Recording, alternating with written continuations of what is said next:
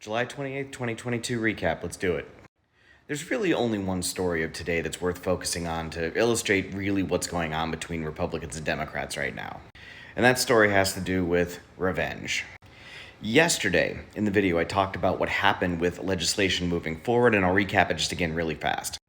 So an act got through Congress yesterday that was called the CHIPS Act, and it's a massive investment into the silicon industry here in the United States, basically to help our industrial industry compete against China, which is something that both parties have been vowing to do for a long time, but this actually does it.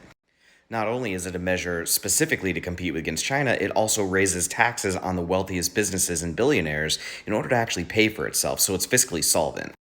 The only reason this got Republican support, and it did, was because another piece of legislation going through the Senate looked like it was dead on arrival.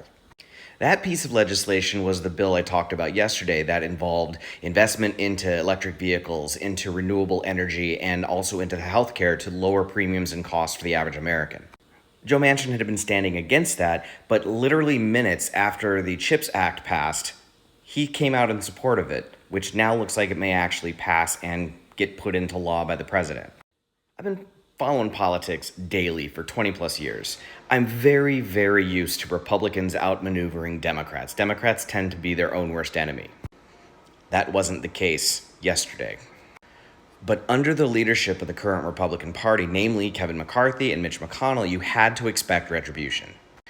After all, their words, not mine, has been that they want to deny any win and victory on behalf of the Democratic Party. That's how it's been for years.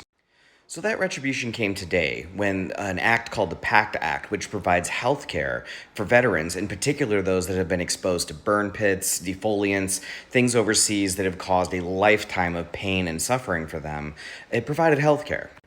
Republicans blocked it today.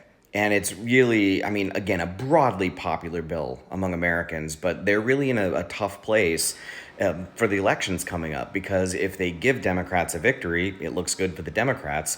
But of course, this is incredibly popular legislation. Across the board, bipartisan, most Americans really want to support soldiers that have lived up to their oath, and they should be given health care for the ailments that they earned while overseas.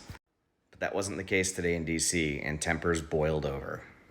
We'll see where that picks up tomorrow. That's the recap for today.